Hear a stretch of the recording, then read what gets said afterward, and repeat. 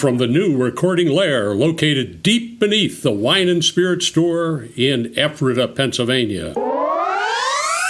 You're listening to the Masonic Lite podcast. Studio 665 presents Masonic Lite podcast. This show is recorded by Masons, for Masons. It is for entertainment purposes only. And please, no wagering. This podcast is not endorsed by any Grand Lodge, and the ridiculous ramblings of the hosts are their own. And now, here's your host.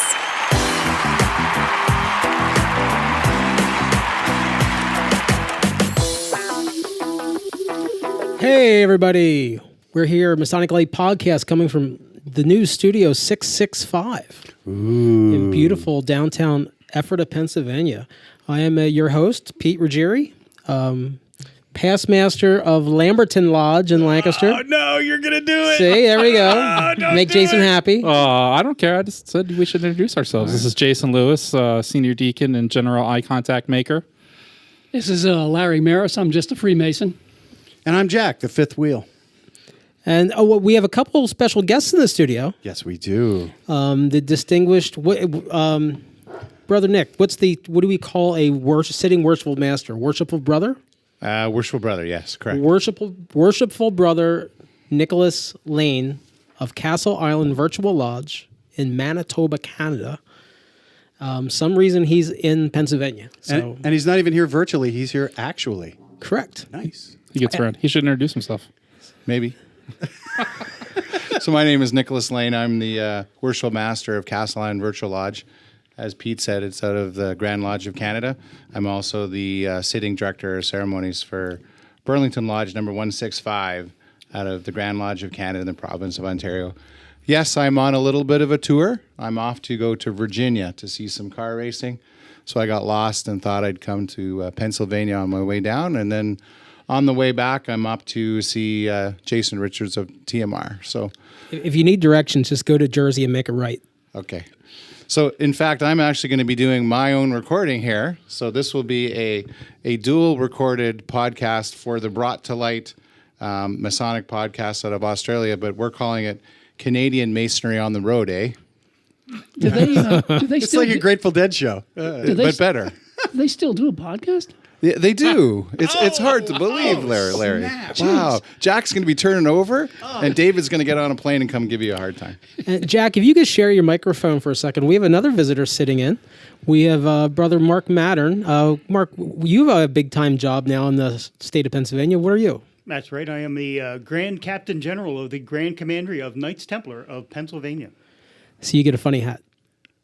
No, I get the best hat in Freemasonry. Okay. Tall Cedars. Well, you are a tall cedar. Well, I am a tall cedar, but no. I'll educate you later on that. Okay. All righty. So... I don't suppose you're going to tell us what that hat is, are you? Today's show is being recorded at Studio 665 in Ephrata, Pennsylvania, and is brought to you by the support of our listeners and underwritten by George J. Grove & Son, exterior home remodeling contractors, building trust since 1963. So...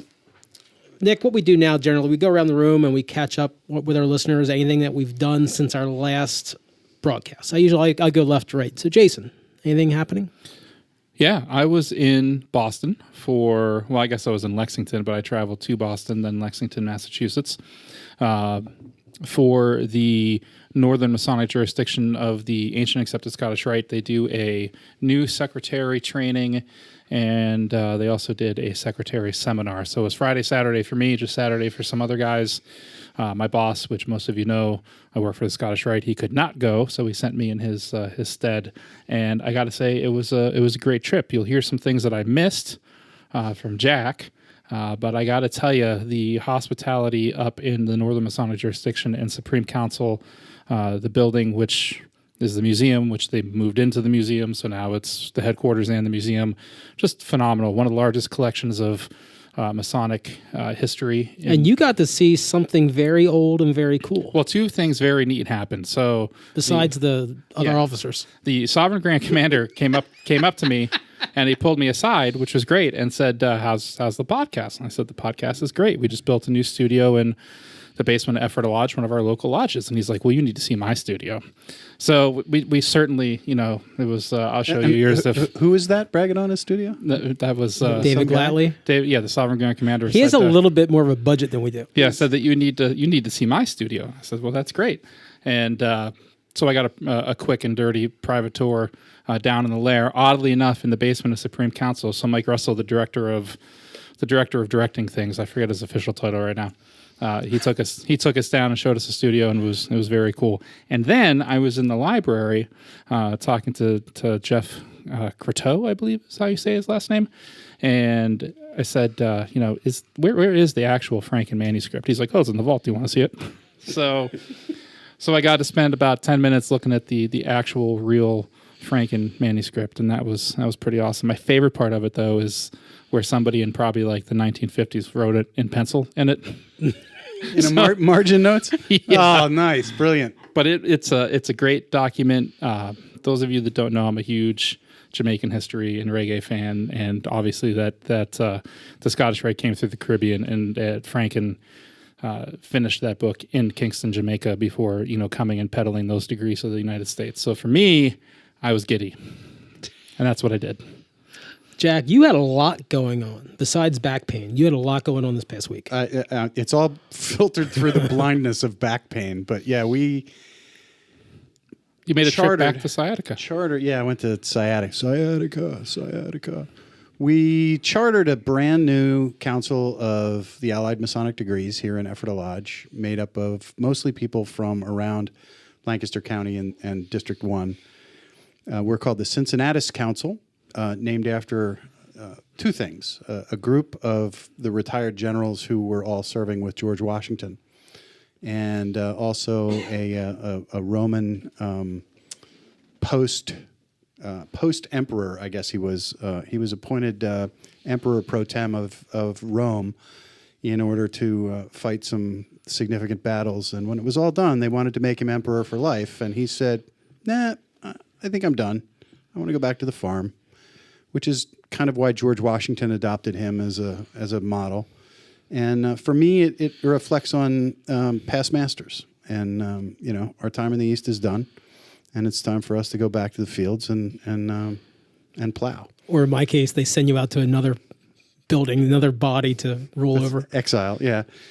So we chartered Cincinnatus Council on Friday, and then on Saturday, Junto Council, my mother council, held the first inaugural Eastern Pennsylvania ingathering of the Allied Masonic Degrees, and it was hosted here at Ephrata Lodge. And we had 65 to 70 men all here for lunch and lectures and to see some AMD degree work. And it was amazing, I think. Mark, you were there for most of it. Did you cut out at some point? You were there for the whole thing. Pete was very well received. Everybody was happy. And we were just very happy that it was it came off well. The weather held out for us, and the venue was, I think, nice. And it just came off very, very professional, and we're very proud of that. So beyond that, just waiting for September to crank up and get back to it. Very cool. And Mr. Mark Mattern, what have you just say limited like the past 2-3 weeks? What have you had going on Masonically? Well, mainly just being down here for the AMDN gathering, and a lot of credit to Jack and Seth Anthony and Chris Rodkey. All those core members that set everything up did an awesome job. The whole thing was very well presented. That was a great day. One thing I did miss, though, being here was the one-day conferral in York for Knights Templar. They did all three of the orders down in York. 68 new Sir Knights down there. Wow, that's awesome. Did I hear that it was done in chainmail? Yes, the Order of the Temple, the whole cast, I believe the whole cast was in chainmail too. So I wish I could have been there for that too. I'm trying to figure out how to do that, be in two places at once. But the only thing coming up is Friday, leaving for Indianapolis for the Grand Encampment Triennial. Looking forward to that. That's my first one for. I look at that group and I think some of them it would take a lot of chains to make mail, and then the other ones I can't believe were strong enough to support it. Yeah, we'll go with that. And Pete, as you know, the whole in-gathering, one of the speakers just confirmed the answer that I had to one of the questions about philosophy. So I shared that with you during that. Exactly. Yeah. So. Oh, you got to tell us now. Go ahead, Mark. You can. Or can you not tell us? No, I can tell you. Everything relates to Star Trek. Yeah, everything was Star Trek. Here I thought it was the Matrix. I don't know. That wasn't part of it, but Larry Maris. Yeah. What have you been doing? Have you done anything? Yeah, I have, actually. Yeah, I have. I did we had a summer meeting first Monday in August for the Masonic Center Lodge Beautification Committee. We met and actually had a decent meeting. And also two Goose and Gridiron for how many Thursdays in a row. And been working on this show a lot. And, we don't give ourselves enough credit.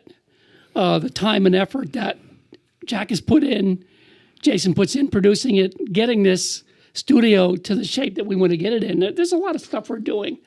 You're doing script writing. We're doing segments that are being written. There's a lot of work that we're doing in the show.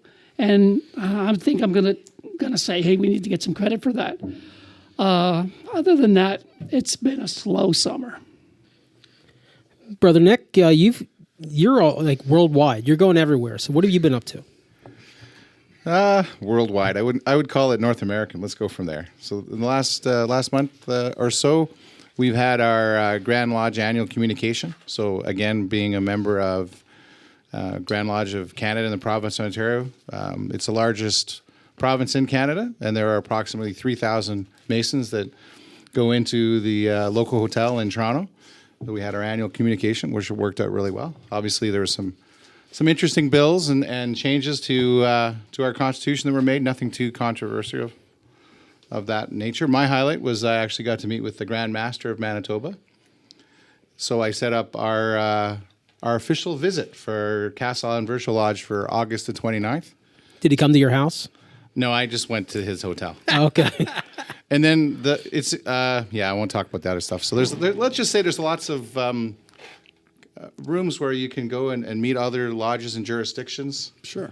In each of the districts, and there's a hospitality suite. So it was interesting. I bumped into the Grand Master a couple times in those suites, and some other Grand Masters. So I got to meet through the Grand Master of Manitoba, the Grand Master of British Columbia and Yukon, which is the largest jurisdiction in Canada. So for those of you that think about geography, the Yukon is underneath Alaska.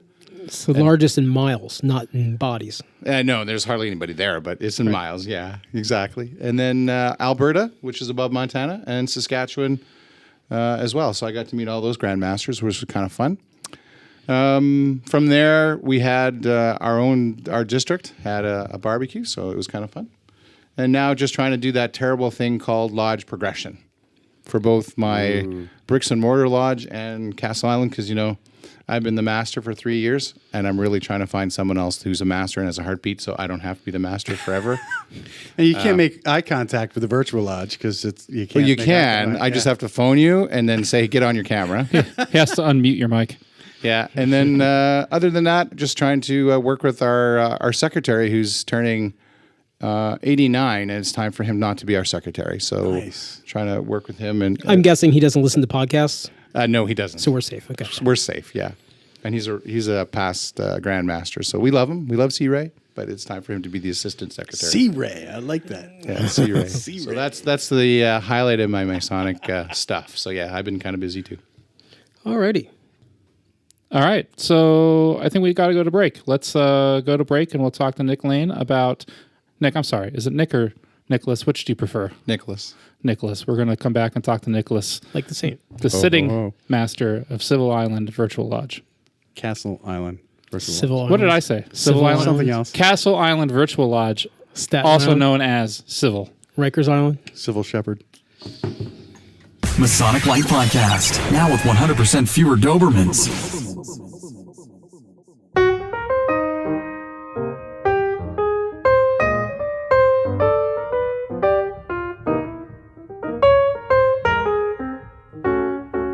Why choose George J. Grove & Sons for your next home improvement project? At George J. Grove & Sons, we've built our reputation on quality and trust for more than 50 years.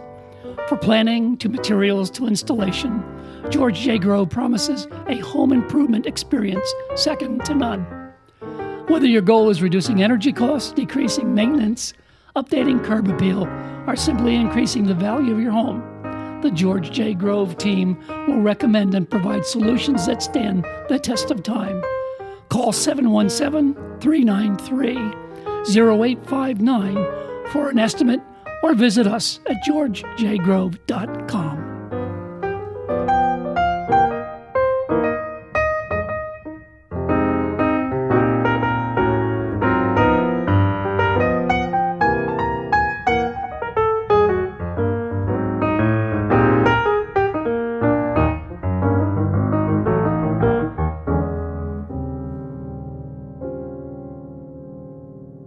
And now, back to the Masonic Light Podcast.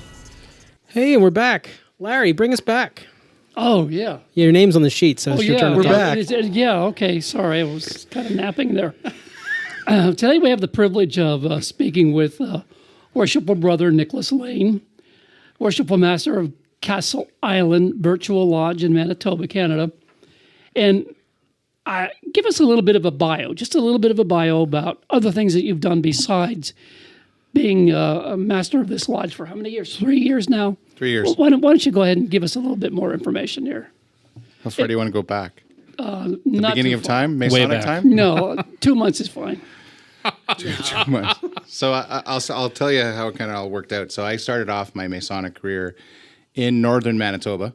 So I started in Mystery Lodge number 174, which is approximately 500 miles north of Winnipeg, Manitoba. And for all of those of you that don't know where that is, that would be about 750 miles north of Fargo, North Dakota. So we'll use the United States as reference.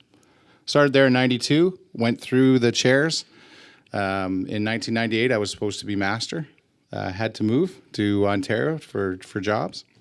Stopped working in the quarries with the guys and did scouting for almost 15 years. And then came back into Bricks and Mortar Lodge and jumped right into the Junior Warden's chair. And then from there, 3 years into Master of Burlington Lodge number 165. In my 2000 and, let's see if I can do math right, 15 year, I became Master of both Burlington Lodge and Castle Island Virtual Lodge. So I've been doing that for a while. That's interesting. From the background noise, Pete, good job. Sound effects. We Sound record those effects. before the show. Yeah. And part of Eastern Star, so I belong to Eastern Star chapter, 179, and also Royal Arch, doing that. Just put my, yeah, nice, Pete, excellent. Put my stuff in for preceptory and also work as the vice chairman on the Temple Board Association. So, yeah, I do a couple things. You stay kind of busy. Yeah, And in real life, what's your real job? My real life, I'm a senior infrastructure architect for a company called Terranet. So my job is design and implement data centers. And right now we're in the process of engulfing another company of 380 employees, which are about the same size as us. So I'm in the process of designing and executing a plan to extract them out of a selling company and put them into our bricks and mortar data center. So yeah, I'm an IT guy. What brings you to system and processes? what brings you to Pennsylvania, Nick? So I'm Nicholas, by the way. Nicholas, I'm That's sorry. okay. It's okay. I answered to both. I'm 74. I'm not going to remember that. Yeah, exactly. So I'm off to go to Virginia International Raceway to watch some racing with a friend of mine that I've known since grade 4. And we're going to go and see some car racing. I drove my Mini, so I get to do some fun stuff in the Mini. And Is that like NASCAR, like drive fast, turn left kind? It's turn left, but it's International Motorsports Association, so it's the GT Le Mans guys that do 24 hours Le Mans. So it's a little bit faster. So if you're a Corvette guy or a Ford guy, you can watch the Corvette series, and then obviously Ford GT400s. Then you have the Europeans and the Porsches, the Lamborghinis. And Got the no pickup trucks in there though. No pickup trucks. Ain't worth a damn if there ain't no pickup trucks. Exactly. So you got, so help me here. You're coming from Canada, going to Virginia, Correct. and you get lost in Ephrata, or Yeah. So what? How could you? Okay, you have to explain this to me here. So first off, I thought, who do I want to come see live this on the way down? First was Jack, but he's in Australia and it's not quite a straight line, so I couldn't put I put floats on the car. That hurts so much. I know, because it was Larry. I had to say that. Oh, So then it was you guys. So I've been listening to you guys nice. for obviously. It's good to know we're number 2. Well, maybe 3, but you're up there in the top 5. So so I decided that I wanted to really come and meet you guys in person. And While you're here, are you going to visit any Amish sites like puppy mills or anything exciting like that? no, but I almost got run off the road by some Dutch guy in a horse buggy car, and I'm like, it's bigger than my Mini, so I was kind of scared. You have for to a see second. the road apple factory. That's I think I something you did gotta do. actually. I think I drove it in some of the. It's on my Michelinite over there. There's some road apple-ish stuff.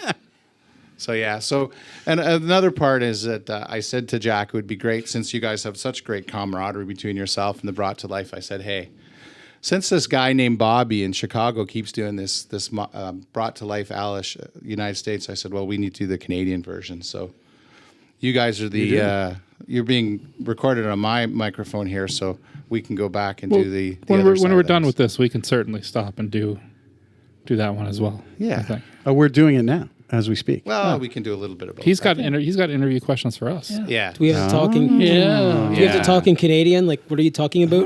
I Yeah, sent about them. out and I about. sent them to you. Yeah. I don't read your emails, so- Larry. What are you talking about? I'm going to suggest we go with what you guys do, and then we'll do my little ditty after. I think Nicholas got a flavor of Masonic Lite communication because you probably messaged all of us and got like half-assed responses from everybody. Well, That's kind of how the show operates. it's interesting. Each one of you had a different take on everything. Let's just say that. Well, I probably didn't reply because, like, I see Pete, people. you didn't reply. No. No, because people like reply all, and I want to claw my eyes out. There's one going on right now for Scottish Rite and Reading, a reply all chain that it just makes me want to just turn the computer off. So, yeah. So here, that's why I'm here. So I'm glad to be here. It's fun. It looks like your recording studio is quasi professional. I'm quite impressed. Quasi. Yeah. Moto. Yes. Yeah, so You'll have to come back when we get it completely finished and decorated. So Yeah. Does it include the air conditioning system that Jack was talking about? yeah, well, that'll be here this fall. It will. Right in time for winter. It's it's Larry's wife outside the window going. So Carol. So we know you from the Castle Island Virtual Lodge mainly. So Yes. how is that going? Is it being received well worldwide? And Yeah, I think we're doing well. It's a great question you have there. So my mailing list or spamming list has now been chopped off by MailChimp. Of course, That's a good sign. We thought that would be really cool. So we thought, we got a great idea. We'll use MailChimp so I don't have to use my corporate email. So we send out our first email blast, and MailChimp comes back and says, you're spamming people. And we're like, that worked really well. So to answer your question, we have about 150 people that I'm constantly inviting to meetings. So I'm not sure if all those people want to hear from me anymore. I do send them a couple notes. Geography-wise, our officers sit predominantly through the mid-United States.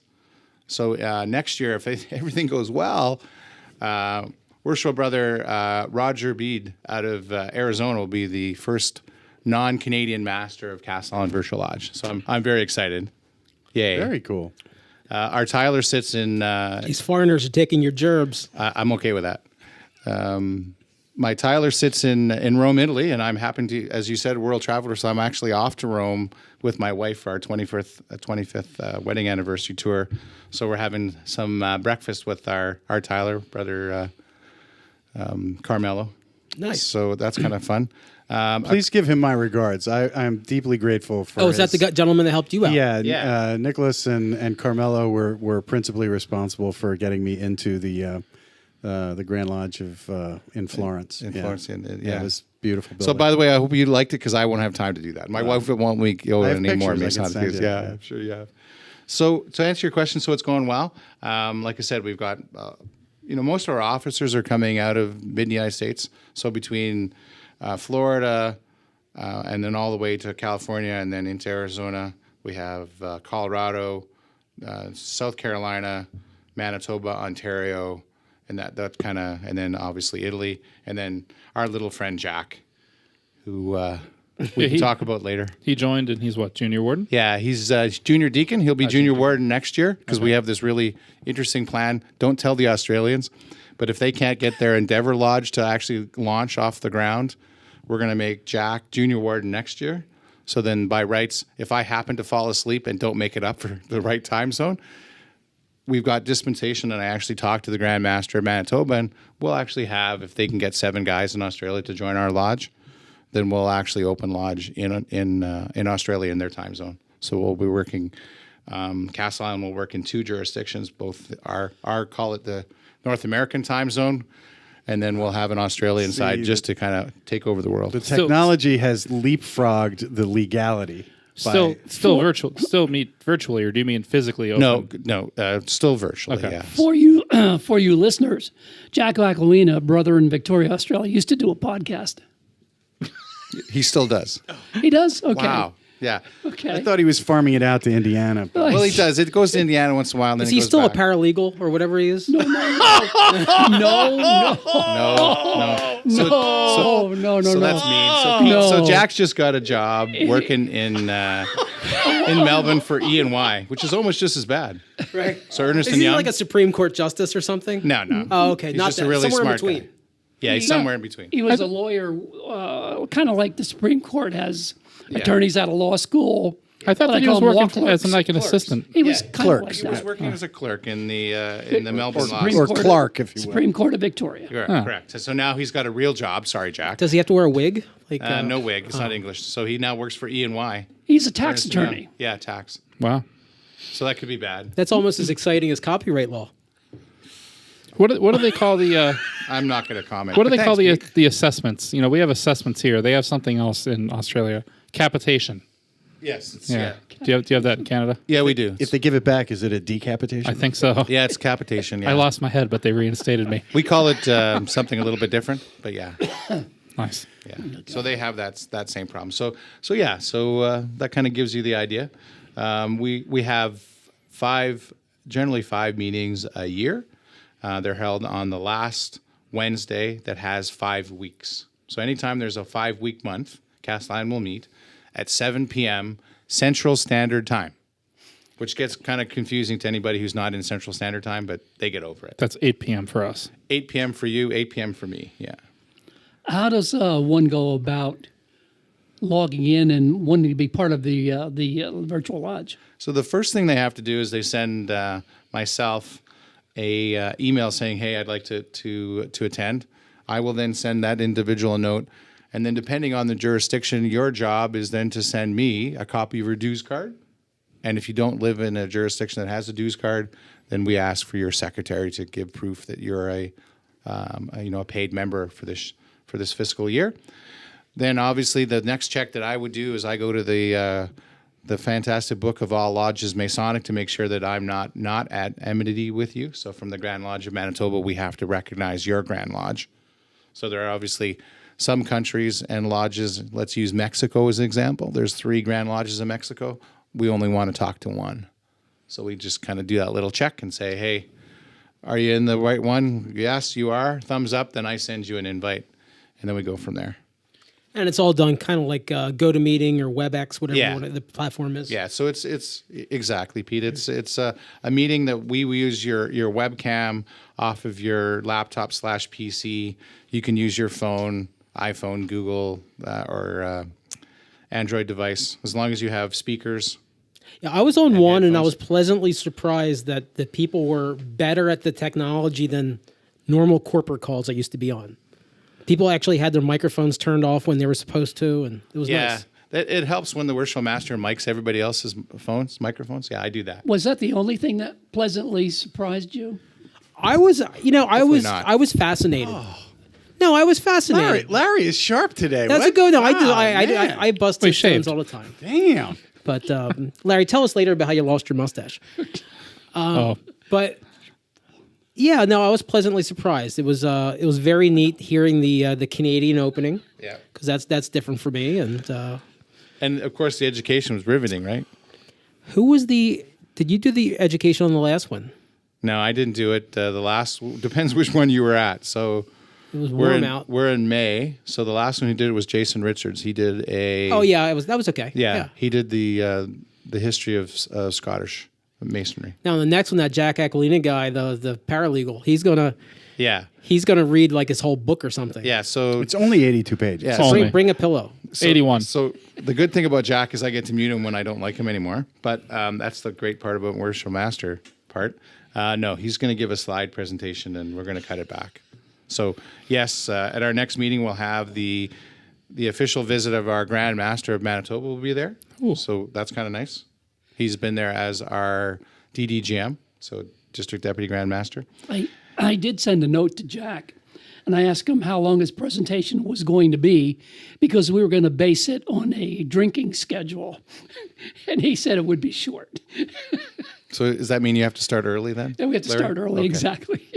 Are we going to meet here for that? Yeah. Yeah. Yeah, that's the what- plan. Yeah, right? we'll meet here and we'll all. That's set what I up. thought. Yeah. We're hoping We're to. set Yeah, we're hoping to set. we're all going to to drink out of red Solo cups to comply with their jurisdiction's rules. Okay, I- so there's that's one of certainly the a- things that we hope to do is utilize this studio for that kind of thing, and then when it gets bigger than this, if we invite other people to such a thing, then we can move out into the larger social hall where we have a television, we can put up an eye and set up a camera in there. We can do the same thing in there as well for a larger group. Yeah. So we have about 3 or 4 different lodges throughout, call it North America, that have visited as a whole. As a lodge, yeah. So if you are interested, there's 2 ways you can do it. Either you get an invite, and the requirement is you self-tile. So that's always an interesting discussion. What does self-tile mean? That means go into a room that no one's going to bug you at, and hopefully your wife and kids won't walk behind the camera. And the dog doesn't continually, or cat, bother you so much. No barking cats. Yeah, no barking cats. From there, lighting is always good so we can see you. Otherwise, it's not so helpful when we're using a webcam. People ask that question, do we need to have regalia on? Well, for the first 4 years, I used to wear my regalia, in other words, my apron. I don't anymore because you can't see it, because you can't see past my chest, which is evident since Jason said, you're taller than I thought you would be when he met me today. Because for the last 2 years, Jason's been seeing me only from the shoulders up. I thought you would follow that up with, "Wow, you're fatter than I thought you were going to be." But hey, No, I'm a gentleman. I would never say that. 2 big guys can't say anything like that. It's for not Pete's kosher. sake, though, if it's only from the waist up, that makes it pants optional, right? Yeah. 1,000%. So if you always see the guy from Australia, other than Jack, and that would be Blake Leach, he generally always is in shorts. He'll be in a tuxedo from the top down, and you say, "Hey, Jake, Blake, are you wearing shorts today?" And he's like, you get a knee in the camera, and there'll be his fuzzy little knee. Yes. So, Nice. Yeah. Well, why don't we take a quick break, and when we come back, we're going to pretend and you're going to interview us. Looks like it's time for an awkward transition.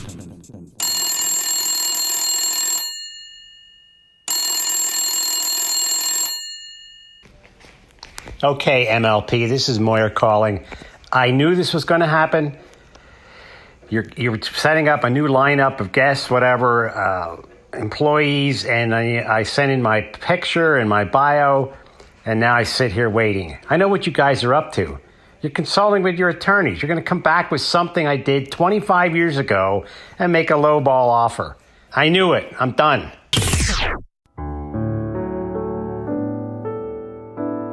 At the historic Smithton Inn of Ephrata, Pennsylvania, we're pleased to serve the latest creations from Weathered Vineyard Winery, along with spirits from Thistlefinch Distillery in Lancaster, all to be experienced in the tasting room of a beautifully restored 18th century bed and breakfast. Cigars by D&S Cigar are available for your enjoyment in the courtyard. The historic Smithton Inn is convenient to Lancaster County's most interesting attractions. Just minutes from the Ephrata Cloister and the Green Dragon Farmers Market. And a short drive can get you to charming Lidditz, thriving downtown Lancaster, as well as Hershey, Bird in Hand, and Intercourse. Or Valley Forge in Gettysburg. Whether you're looking for a romantic getaway or an active vacation full of sightseeing and attractions, the historic Smithton Inn will be a welcoming oasis from everyday life, one that you'll want to visit again and again. Stop in and visit at 900 West Main Street in Ephrata, Pennsylvania, or check out our website at historicsmithtoninn.com, or simply call us at 717-733-6094. Just ask for Pastmaster Dave. Hey, stop posting on Facebook. The show's coming back on. And we're back. So, Nicholas, Jason. how cold does it get? I'm from Erie. I grew up in Erie, Pennsylvania. So we're sort of we were neighbors at one point. Not Manitoba. I'm sorry. How cold does it get in your neighborhood, though? In my neighborhood, it's relatively warm. It only gets about minus 20, minus 30. Is that Celsius or Fahrenheit? Celsius, yeah. Yeah. But about minus 25. Burlington, Ontario. Right? Burlington, yeah. Yeah, I consider myself in the banana belt where you can grow wine and produce other hard liquor. It's not so cold. So how far are you Ice wine. from Buffalo? Buffalo? Yeah. My house? An hour. Yeah, Oh, that's close. So yeah, we were like 2 hours apart when I grew up in Erie. Yeah. So how efficient are your windows? Pretty efficient. Well, here's the thing. If you moved to Lancaster, you could get even more efficient windows from George Grove and Son. I see what contractors. you did there. I see that. see it? Not only have they installed highly efficient windows in our studio, they could put that in your house and save you tons on your heating bill. Well, if George, Son, and whatever they are can George, come to Son, and Burlington- Grove. Yeah, George, Son, and Grove can come to Burlington. I have like a whole house. And there's a rebate from the government of Ontario. George, if you're listening to this, and I know you Socialist. listen, there you go. Yeah, so Send up the truck. send up the truck to Ontario because we can't get enough windows and doors guys fast enough because everybody wants to use the credits. So as we said earlier, I had some questions for you guys. So a part of my kind of podcasting part of the world, I had some stuff for you. So can you guys tell us, why did you decide to leave the happiness of Pete's basement, and how did you get here? So we got here, it was mainly because of Jack's work. We considered we would have loved to be somewhere. We just never thought we could be anywhere else because we have no budget, we have this and that. So I'll turn it over to Jack. Well, originally Pete wanted to buy a crack house in Lancaster and remodel it a little and scrape the corpses out and make it into a recording studio / what was the name of the Inagata Davida? La Cabra. La that's Cabra, what- yeah. So that wasn't really progressing very fast, and it was really Jason's idea to come to Ephrata. Was it? Yes, it was. Jason said, "Well, what about Ephrata Lodge?" And I said, "That's awesome." I was waiting for someone to ask because I didn't want to be the guy because I didn't want to Well, like, I think we rope were it up, but- getting to a point that it was getting difficult to bring guests over to Pete's with the dogs. The steps are treacherous. No, seriously, it was a lot of work for Mrs. Monarch and Pete to wrangle the dogs when we were coming because they want to mangle Jack and who knows who else.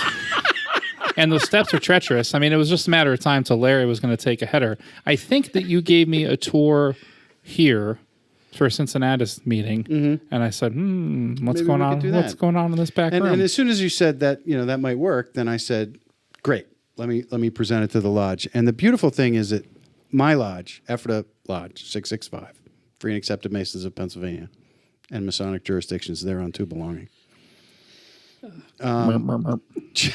Just like immediately, without even thinking twice about it. So they never heard the show. Sure. No, actually, there's 3 guys in tuxedos right now because of this show. Oh, wow. So, they thought they wanted to join. They scratched around the interwebs. They found the show. They thought the show was funny. This is neat. How do I join? So, the lodge was behind it 110%. We've got space. We got nothing to do with it except fill it full of trash that we can store for another 100 years. So sure, we can do that. So all I originally asked for was, just space. Just give me a corner of the back room in the back basement. This is kind of like our junk drawer, this space. And they said, sure, absolutely. And I said, wow, cool. And it won't cost the lodge anything. We'll do it all ourselves. And I said, well, no, you're making improvements. We'll pay for the improvements. And I'm like, what?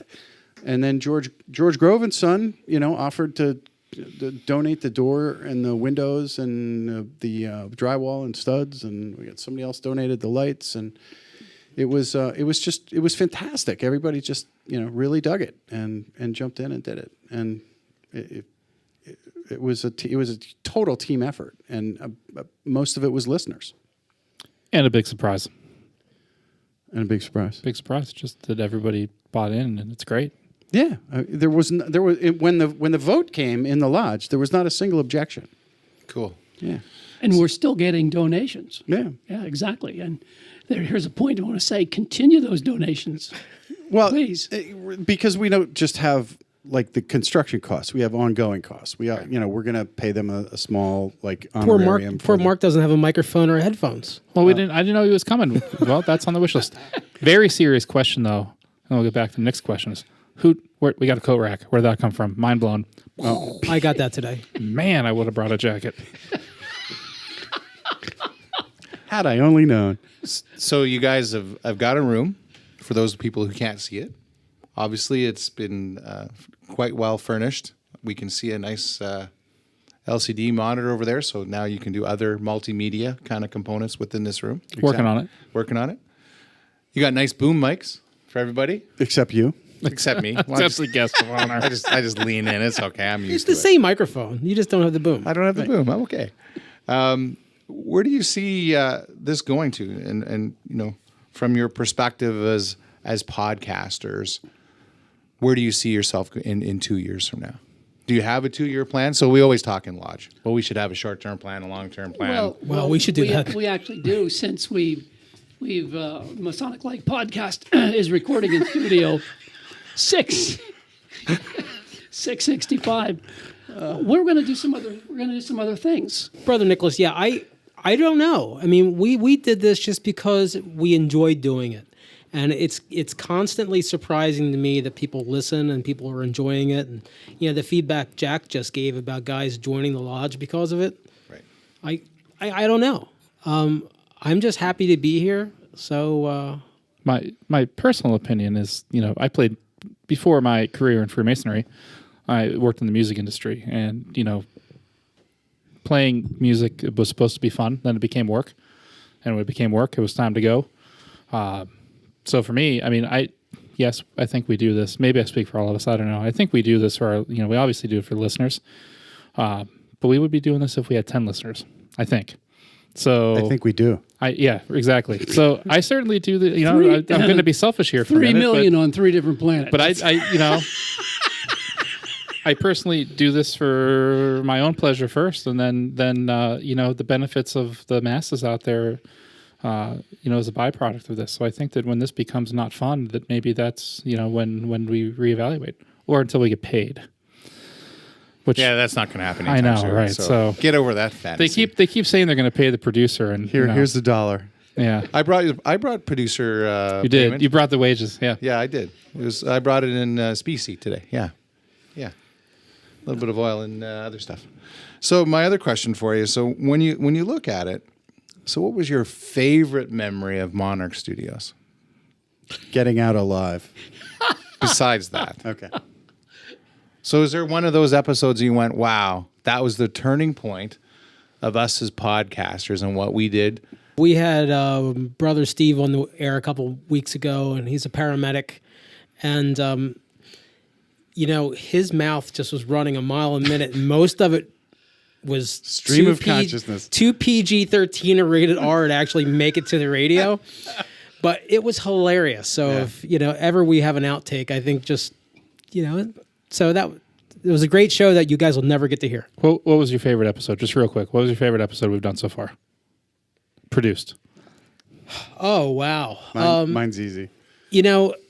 I think maybe when we finally got some of the like the real guests, like Nicholas and Tabbert and Michelle Snyder, like that really kind of made me feel like, hey, I think we have a real show here.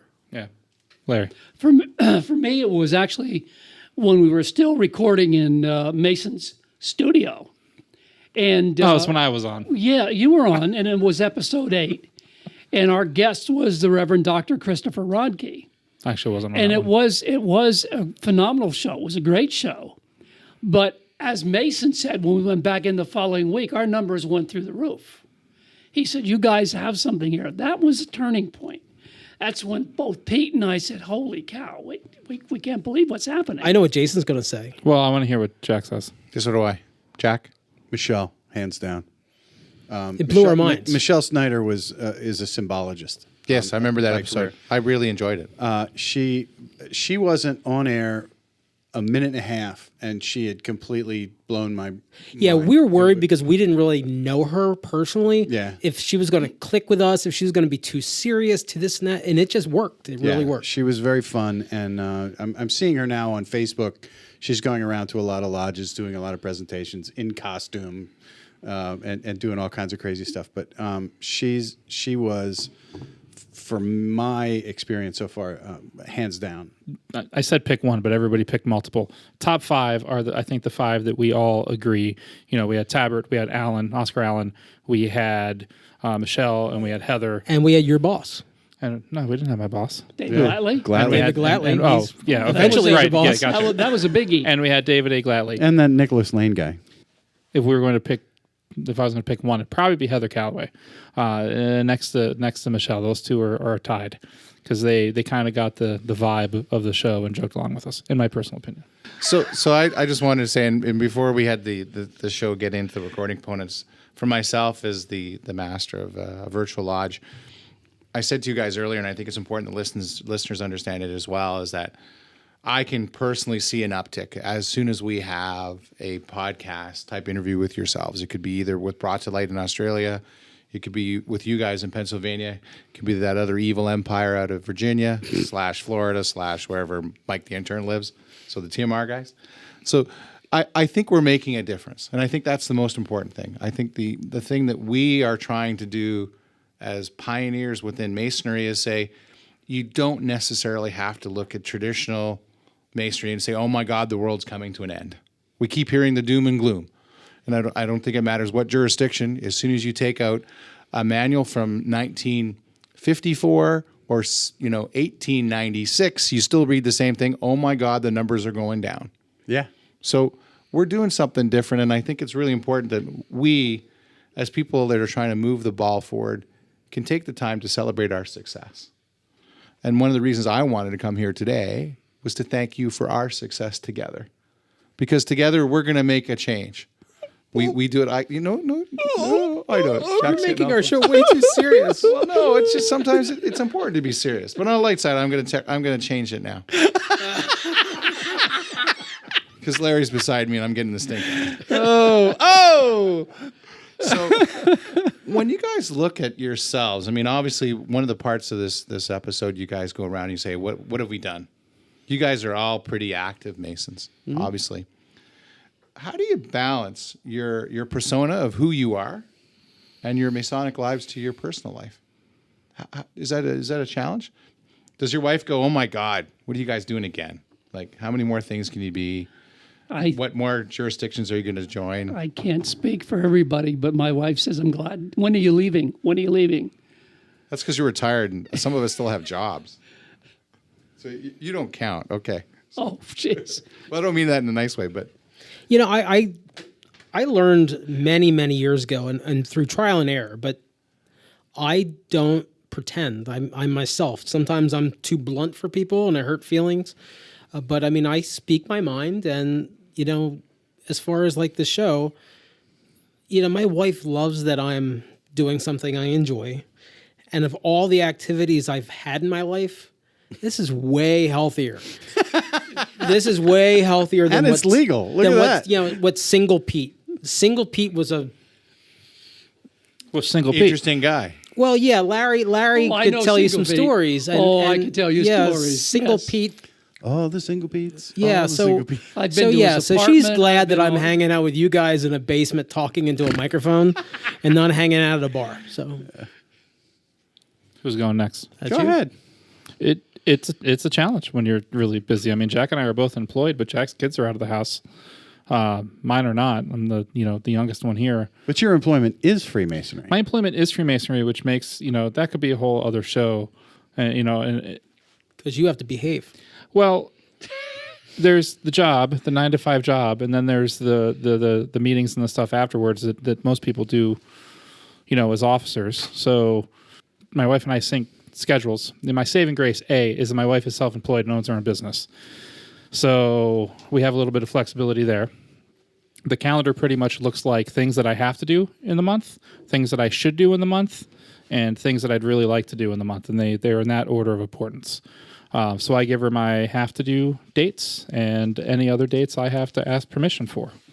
And that's pretty much it. So I got 2 teenagers. One's out of the house. One's about to be out of the house. And the 7-year-old, we make it work with a great support system. And it really would not happen if I didn't have a wife that was on board. So for me, I go back to something my father told me when I told him I was going to join the lodge. And he said, one does not join Freemasonry. One becomes a Freemason. And I didn't understand what he meant until after I had become a Freemason. And then you became a master. Well, yeah, that was a really long. Journey. It was a really long, short story that goes back to one-day classes and feeling the glass half full. So, but I try to live according to the rules that this fraternity presents. If it's not a code of conduct, it's nothing. And I try to manage my life according to that. I try to apply the rules that we learn, as most Masons do. But for me, it's not so much. It's not really difficult to blend the two together because it's life, and you really try to make your life. You don't make your life about the lodge, but the lodge is in your life because it's a part of who you are. Mm-hmm. If you're involved, if you're a regular involved, person in Freemasonry. So for me, it's pretty simple. So my last kind of serious question is, when you look at the grassroots activities you guys do, how do you measure success with your contribution of the Masonic Lite podcast? Well, how do you say, okay, we made a difference? Is it the 3 guys that came to lodge? Is the fact that some guy like me can come to you and say, hey, I saw a change? Can I go first? Of course you can. No. It's the small stuff. Like when you say you have a big uptick in we can look at the metrics and podcasting metrics are relatively difficult to interpret. And then you feed them to Larry, and they're amplified ridiculously. They're not amplified. But when you come and tell us that your attendance goes up, when we have somebody, at a Scottish Rite reunion, or we go somewhere and they say, "Oh, you sound familiar. Do you do a podcast like that?"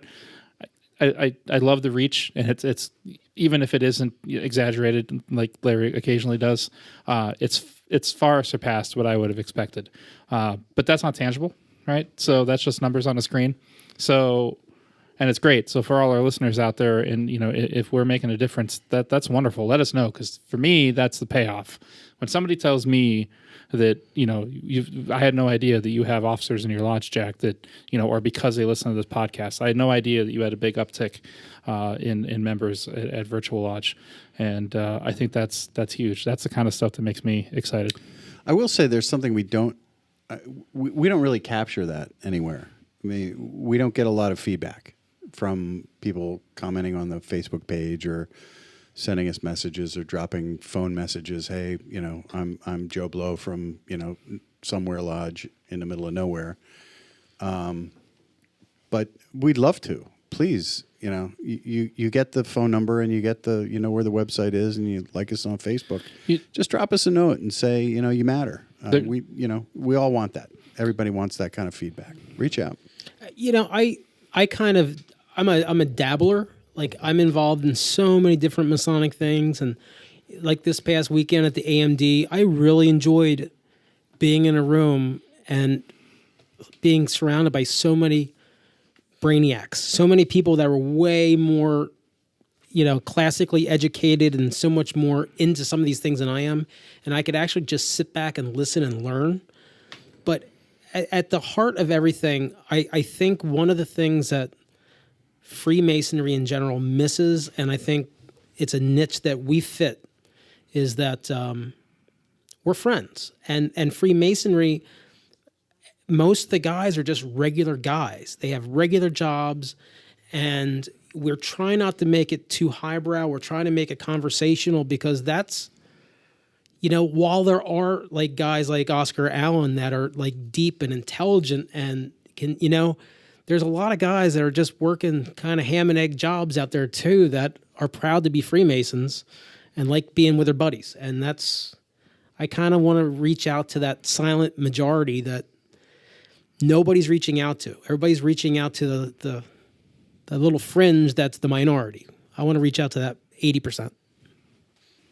I go to the Academy of Knowledge, and I'm having a cup of coffee and a donut, and someone will walk up to me and said, "You're Larry." I said, "Yeah." He says, "You're under." They recognize your voice on. Oh, I thought they recognized your name tag. No, I didn't have a name. I didn't have a name tag. When I go to meetings, I don't put a name tag on. And and I've had that happen on 3 different occasions, basically at the Lodge of Research or at the Academy of Knowledge, the Pennsylvania Academy of Knowledge. And I tell something to you: if they recognize your voice. You're the guy that stood up and embarrassed the Right Worshipful Grand Master of Pennsylvania. No, he wasn't embarrassed. They recognized his voice going, Terrell! "Give me an apple." You guys are hilarious. You're even more fun when you can watch each other's faces. For those of you who can't see it, it's quite hilarious. Yeah, we need the Pete eye roll cam. Yeah. And the should be an eye roll sound effect. Send it back. So the last kind of funny question I have for you, it's not funny, but it's an interesting one. When you look at it, each of your lodges, so I asked this question earlier. When in Castle Island, we had a couple podcasters on, and you guys were there that day. I said, so are you making a change to your own bricks and mortar lodge within your district, call it Lancaster County? I don't know how the district system works here, so I'm not going to try to pretend, but it's close to that. Yeah. Do you believe that your district actually knows who you are? Does the DDGM know? Oh my gosh, there's this Masonic Lite podcast, and does he think you're cool? The DDGM built the room. Built this room. Okay, so yes. So you got an in there. He's great. He is he's new this year, and he is very enthusiastic about new things and pushing the envelope a little bit and trying and doing. And he's also very wise for a younger man, that he knows it's much easier to control us by being an active participant involved, and because he's our friend and we respect him. Absolutely. If somebody was just to come down on us like a heavy and say, "Don't do it," I immediately want to do it. So, I just think he's great in that. And so, out of respect for him, we'll always stay within due bounds. Yeah, he's a good guy in a tough job. It's kind of like school board. Nobody's ever happy with the school board, but he's doing a great job, and he's very aware of us. Right. Grand Sovereign, whatever he is, David Glatley is aware of us. They know about us. And Mark's going to be a pretty big shot. He's right over there, and he knows us. Mark is a big in Templars and climbing that ladder there. And if he doesn't shut us down, we'll keep going. So my last funny question there outside of Mark is: are you guys thinking about doing any other education for other concordant bodies? So we do a great job talking about Blue Lodge. Have you ever thought of doing something? So if the Knights Templar said, "Hey, we wanted to do a podcast to specifically talk about the learning and teaching out of the Templar side," have you ever thought that maybe something you'd want to kind of move into? I'll field that one. Then you can jump in if you want. The one thing that we have not done is a lot of appendant body specific shows. I think that if we were going to branch out, we'd probably do baby steps and get somebody like Mark from Templars, or somebody very high up in York, right? But for us to branch off and start another show dedicated to an appendant body, that would probably require some baby steps beforehand. Right. Most of what we've done is Blue Lodge. We have had moments where we talk about other appendant bodies like Grotto, but it's usually the stuff that we're heavily involved in. So one of the things we are doing, and Mark can address what you just said, was we're doing segments in the show. Jonna Hoover Green is going to give us a woman's perspective on Freemasonry by talking about the Eastern Star Amaranth and so forth. And she's going to have a 3 to 5 minute segment on the show, on alternating shows as well. So we are trying to, in a different way, approach those things. And this is in development, but those are people we have under contract with no money. So the reason I ask that is I look at the studio here today, and obviously you guys have made quite an investment here. You got a nice gentleman, Brother Mark here, and I'm sure he would like to kind of chime in a second. But have you thought of saying, okay, now you've got Studio 60, 665. Do you go to the concordant body and say, hey, you guys got all this stuff. We can teach you. Here's the methodology. Here's our learnings. Take the next step. And I'm not suggesting that you gentlemen here, you guys do a great job within, call it the Masonic Lodge, but have you thought of saying, hey, concordant body number 1, in our next 2 to 5 years, we'd like to help you bring that message forward and then allow you to help that. And we'll help as kind of the mentoring at the back end. And really, it takes us as Masons, and people are doing that, and it says, why don't we take it to the next step? Because if we don't do that, my concern is that, Scottish Rite or York Rite, we're the 1% of the 1% of the 1% club. I don't know where it sits with your guys, but I go to Royal Arch chapter, and I go there and I sit and I see the same guys, and there'll be 20 men from 20 different lodges, and they're all old. I mean it in a nice way. And if we don't get that message out for the concordant bodies, those concordant bodies, we'll probably have a challenging time. So I'm just thinking kind of forward maybe. Brother Mark, you got a mic stuck in front of your face. Does that sound something you'd want to do? Yes. Put you on the spot. It's good you're here. I definitely would like to test the waters on it. I don't know if that'll come around in 2 to 5 years, but this is the place to test those waters and see how our members respond to it, see what kind of feedback we could get down the road from the members of the Knights Templar. Hey, we heard you on that. That was great. We'd like to hear more of it. Or, we really don't want to hear that. Or, again, our membership is older. Are they listening to it? But there's a lot of young guys who probably would. I feel like the further away we stray, I don't mean stray in a negative sense, but the further away we go from Blue Lodge and get into the appendant bodies, the more educational those pieces would become, because we all have the social aspect and the fellowship aspect in common, and we all have the same membership. I don't want to say problems because I don't think it's necessarily a problem, but the same situation. I would love to have some appendant body specific educational pieces with some nice guests. One of the things that MLP, Masonic Lite Podcast, does have, believe it or not, is we do have a management team.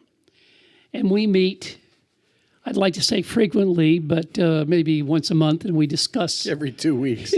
We discuss things, hire and fire, things like that. But one of the things that we have discussed was making the studio available to other bodies, other organizations.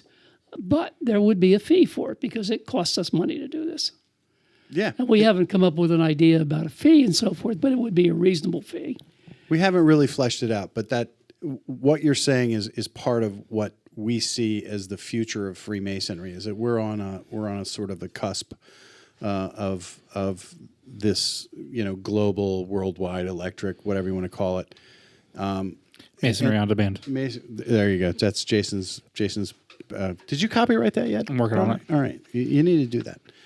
But the idea of podcast reaching a targeted audience, absolutely. I would love to see this studio utilized by the Templars, by the York Rite, by the Scottish Rite. But other than the specific activities of those bodies, chapter council, Commandary, York Rite, in York Rite, and the bodies in Scottish Rite.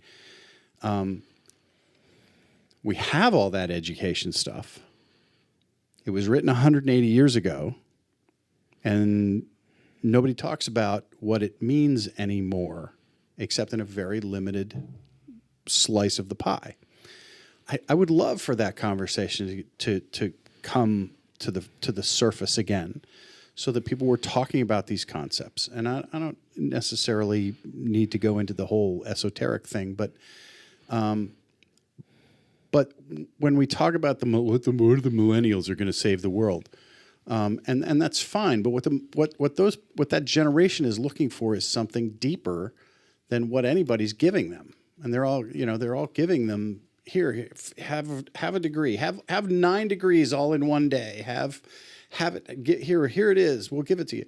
That's not where they get it. You get it by working for it and learning it and thinking about it and studying it and teaching it. And that's what I would love to see some aspect of this studio to be a part of that. And that's kind of where we went with Cincinnatus Council AMD is we want more. We want to go deeper into the work and read it and think and look. And So, Nicholas, I want to ask you so I think we're spoiled a little bit here in this part of Pennsylvania because there's so many different active bodies of Freemasonry and things like in this county, there's 9 Masonic lodges all within a 20-minute drive of the center of the county. But when you get out to some of the more rural places like Canada, the Midwest, if someone wants to join the York Rite, they might have to drive 2-3 hours. Yeah, I mean, I'll give you some of my York Rite. So like I said, I started my degree in northern Manitoba. My Royal Arch chapter was 250 kilometers away, or 4 hours drive. So I went once, and I got all 3 degrees once. I went for the next time for a field day, and I never went for 18 years after that. So you're right. I mean, there's people out there, and this is why I'm asking that question. It's to try to push the envelope to say, guys, we have many jurisdictions and places where we're not so close. Mm-hmm. And those Masons and concordant body members, they have a thirst for knowledge. Right? But there's not really even a mechanism for like chapter. I'm high priest in council, or in chapter. Sorry. Yeah. There's not really even a mechanism for talking about the deeper meaning of the activities of the chapter. There's a ton of stuff in it, right, that you could research and think and go deeper in. But who's the Albert Pike, other right. than Dunkerley? Who's the Albert Pike of chapter? Right. They're really. Well, they probably exist. We just don't know them yet because we don't talk about it. So I think I think having that podcast is not a bad idea because you can do it for a fairly low overhead and you can really start reading. So you guys have got a process. Yeah. You have a system. You now have a recording studio. You have an audience that's receiving and I believe, at least from my perspective, enjoying the work that you guys all do. So my ask to you is, what do you want to do in 2 to 5 years? And look at it differently. Let's not just look at today's challenges specifically for this lodge and the way we work within Blue Lodge, but how do we get that message out? Because you're right, there's a lot of interesting stuff there that the average person who doesn't sit there and actually think about it and go through the book and know the ritual, understand what it means. Esoterically, we could do a lot of discussions, but even just getting the word out to say, okay, what did that mean when you're going through there? And not taking away from the degree as well. Obviously, we don't want to give away too many secrets, but at the same time, it should be some more of an education process. I think where we are right now, and you guys can either agree or disagree, where we are here right now in Pennsylvania, we 4 or 5 guys, we as a fraternity in Pennsylvania have gotten so far off the mark that it doesn't. All right, you're going to have to chop that because there's some dead air in there. We're so far off the mark from what we're supposed to be doing that we're just now bringing it back inside the circle, right? We're just now starting to talk about that. And the Academy has been around for several years, and even it's beginning to ramp up. And so the Masonic education part of this for Blue Lodge has been ramping up over the last, I'm going to say 10 years. Because when I joined 15 years ago, there was nothing. But it's building, and it's building to something that is really helpful. But in the appendant bodies, I don't think there's as much of that. Now with the NMJ and the Haute Grades Academy, I think we're seeing a lot of that. We're seeing some of that. It's a first volley. But AMD is still the fastest growing appendant body in the States, right? Because they want to go deeper. Because those guys want to be able to talk with other people about what do you think about it? And what I like about what I've seen so far is it's not like I'm right and everybody that doesn't agree with me is wrong. It's I'm right. What do you think? And it's that Socratic conversation about, you plus me is closer to the truth than either one of us. Yeah. And that's why I think AMD is growing as fast as it is, because it offers that. Excellent. Well, we've talked for a little while. I don't want to take too much of our time. So I think, Jason, these are all the prepared questions I had for you guys. Did we check his passport? No, it's in the car. Didn't we build a wall? Oh, not on that side. Oh, it's okay. We burned down your White House too. But we don't kind of remind you of that. Oh, wow. Yeah, 1812 was a cool war. We did it. It was fun. That's when we tried to invade Canada. It was. It didn't work. It didn't work. That's at when all. Dolly Madison invented pastries. Yeah, and Laura Seacourt became a chocolate and ice cream person. Well, speaking of education, we have a new educational piece to listen to. Wow. And we also have the news. Oh, So why don't we go to break and listen to those and come back and get the hell out of here?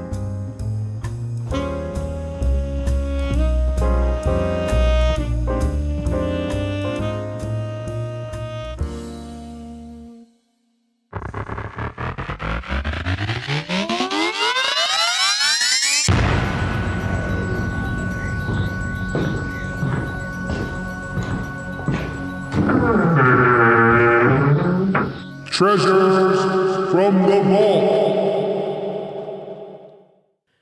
PheonixMasonry.org features a 1930 edition of the De Moulin Brothers and Company catalog titled Burlesque and Side Degree Specialties, Paraphernalia, and Costumes, and believe that this was the best and last side degree catalog the De Moulin Brothers produced, as this great company suffered the same fate that many businesses did with the onset of the Great Depression. Today, they are one of the largest suppliers of marching band uniforms in the country. In the broken economy of the 1930s, the fraternalism items this company produced and sold were not considered a high priority on the need or necessity list of many lodges. Yet the side degree specialties that were sold were the very items that increased lodge membership. Their donations to charities and interest in lodge life itself. These side degrees added to the degree of laughter early lodge brethren engaged in when initiating new members. PheonixMasonry.org have reproduced the De Moulin catalog in its entirety. Pay particular attention to the various testimonials at the bottom of some of the catalog pages. These testimonials were sent in by the Woodman and Oddfellow lodges who purchased this paraphernalia as they described how it worked for them. Although Freemasons joke about riding the goat with their new initiates, but they never engaged in this activity inside any of the Masonic lodges.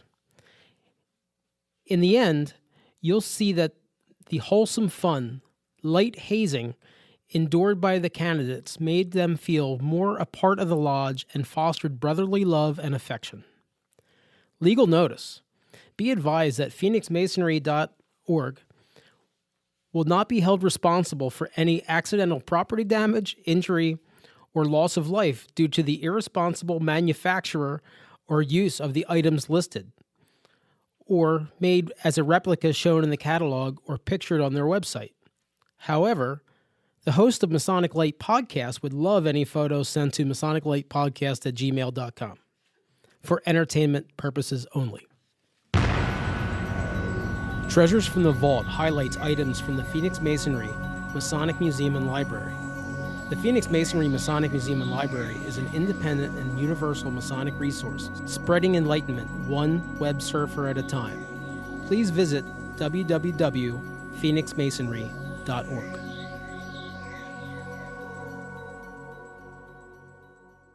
Good news, everyone! Masonic Light News. News not fit to print. In Masonic news today, the United Grand Lodge of England has released its position on the admission and retention of hedgehogs into the fraternity. Over the past several years, a significant number of questions have arisen regarding hedgehogs who, after joining the fraternity, have undergone species reassignment and are now badgers. Likewise, there have been numerous badgers who have petitioned the Grand Lodge after having species reassignment. In order to clarify its position, the UGLA has stated clearly that it will admit neither badgers nor hedgehogs. Said the Grand Master, "Oh, get over yourselves." and that's the Masonic news. So mote it was. Oh, Jack. I just want to say that's my favorite I don't part know of if the you show. heard that or not. Jack Michael, Harley. but Jack who? gender I don't know what you're talking reassignment about. for badgers. What inspired that, Jack? It was so fun watching all the posts on Fart Brag about the UGLE statement. If you're a man, you can be admitted. If you're a man who has been admitted and becomes a woman, you're still a Mason. If you're a woman, you can't be admitted. If you're a man who becomes a woman, you still can't be admitted because you're a woman. I mean, it's all right there. I don't really understand what the controversy is about because if a woman becomes a man, then they can join. If a woman becomes if the man petitions, he's a man. And now we get into, this is all stuff that 300 years ago didn't get written into the Constitution. Gosh, I wonder why. We'll need to share it on the Facebook page. Jared Stanley, who is another, he's not a blogger. Well, I guess he does. I'm sorry, not a blogger. I guess he does convert his YouTube videos into a podcast, but he's a YouTube based, he's in the same realm as us. And he did a really good episode about this. And it was read the facts. And read the facts. If you don't spout off unless you have read the facts. Oh, and nobody on the strings I was following any read American the facts, politics right? issue on that. But none of the constitutions say anything about what you were or will be. It says what you are when you are. There's some lodges in the First Masonic District where I think that conversation could go very well. Well, the thing is, you're not allowed to ask There's somebody. some lodges south of here, maybe in Maryland and Delaware, where it's going to be like the 1800s in that conversation. We don't. Right. These are the same. Well, no, they're not. But I mean, for the same reason that they don't recognize Prince Hall. It's throwback theology. This is a good conversation, but I think we need to develop a whole show around it. Oh, ulterior motive. Good thinking, Larry. Yeah.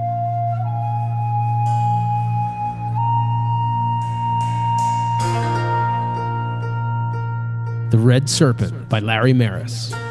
One man's obsession to avenge the death of his wife uncovers a long-hidden, ancient blueprint to perfect the world for future generations. Visit www.larrymaris.com.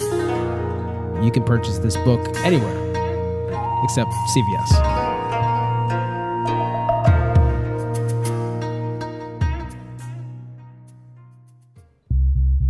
Hey there, listeners. This is Pete, and I wanted to tell you about MasonicScarves.com. Masonic Scarves offers full-color, knitted soccer-style scarves, perfect for you to wear to lodge, out casually, or even to display in your home.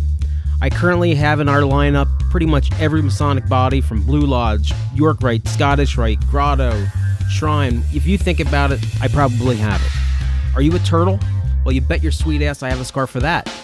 So you can easily order online with a credit card, and I'll generally have your scarf in the mail the next business day. Do you need an easy fundraiser for your lodge or organization? I can have a custom scarf design delivered to you in about 4 weeks, as long as you order a minimum of 50 pieces. I can help you with the artwork, and you'll have an original item that you can sell or hand out as a gift for visitors or past masters. Visit MasonicScarves.com or drop me an email at info@MasonicScarves, and I'll be glad to help you.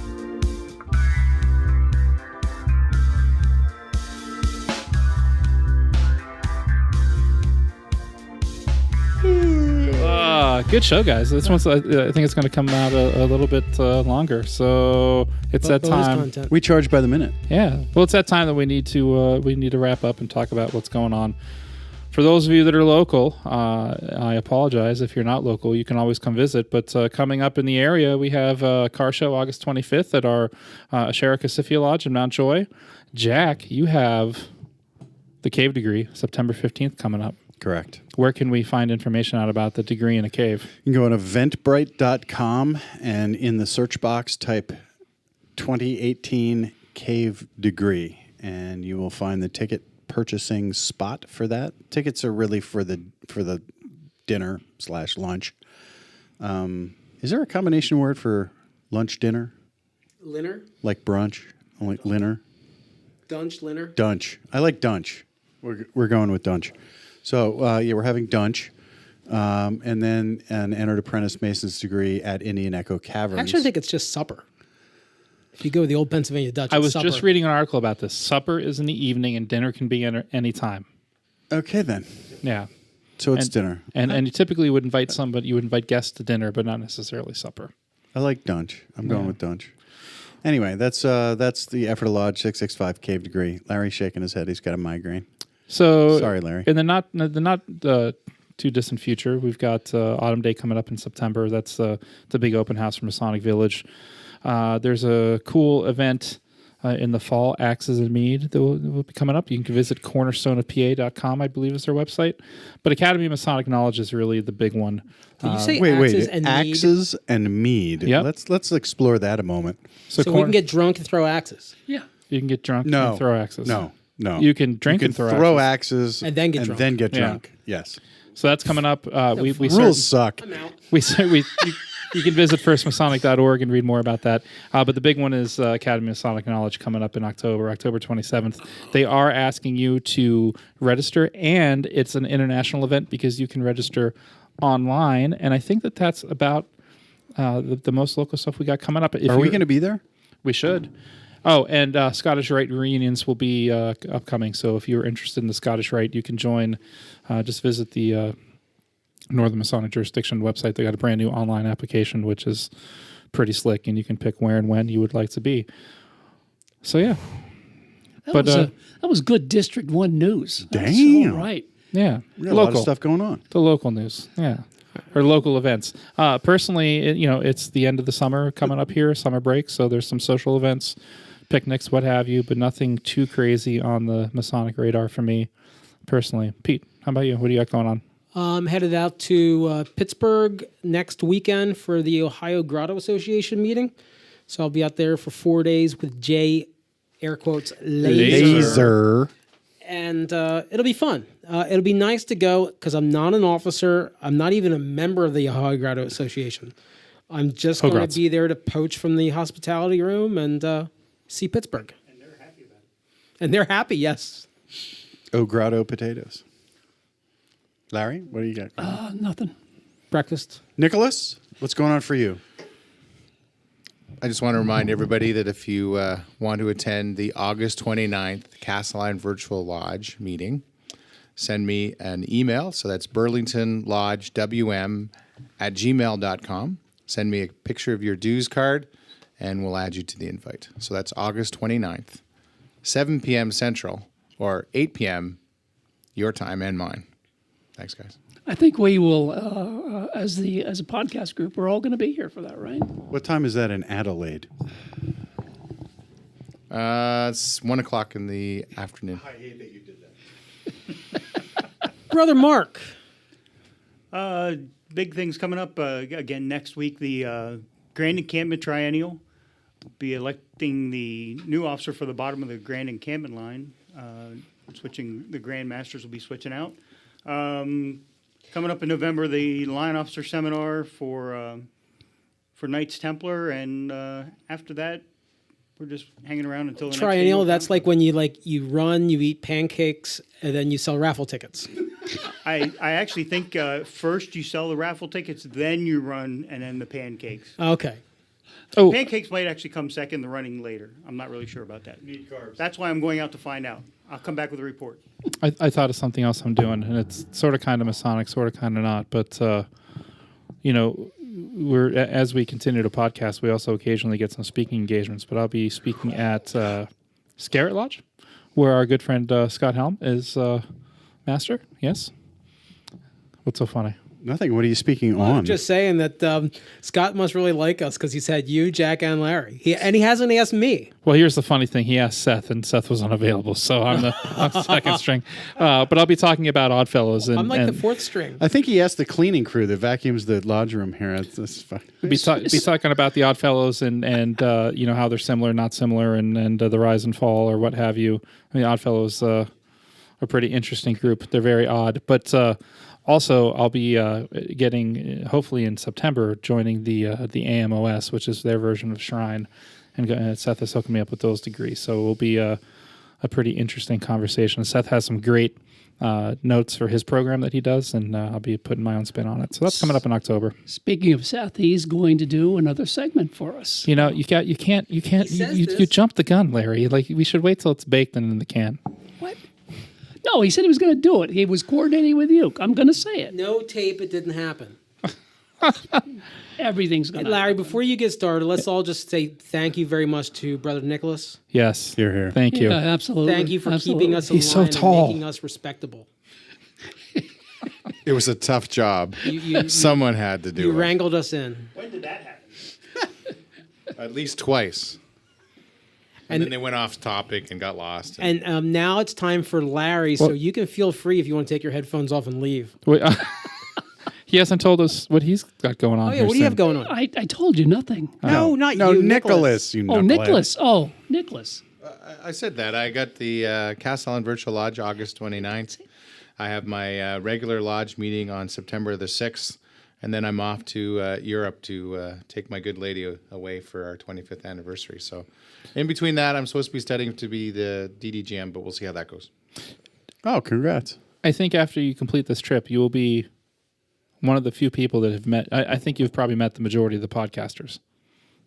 Probably. Yeah. It's kind of a goal. You'll have to write it down. See how many of you've collected. You got to catch them all. It's like Pokemon. Yeah, it's kind of like Pokemon. All right. Hold that thought for just a second, boys. Cue the chickens. See, you guys wanted to start hearing this stuff real time, so just a second.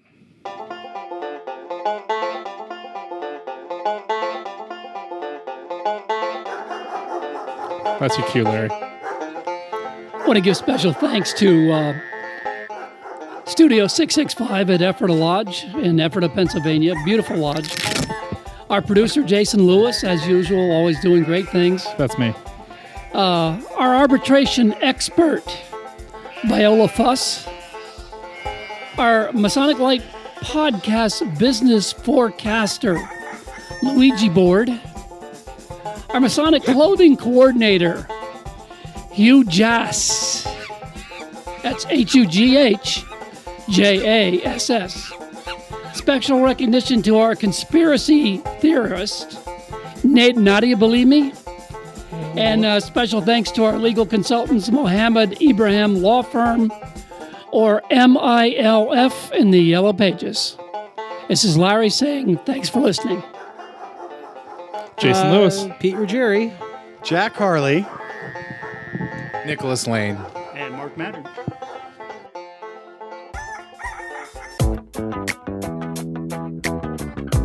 You've been listening to the Masonic Lite Podcast with brothers Pete Ruggieri, Larry Maris, Jason Lewis, Jack Harley, and me, your dulcet-toned announcer, Bryan Hill. Listen to all our episodes on our website, www.masoniclight.com, or via your favorite podcasting service.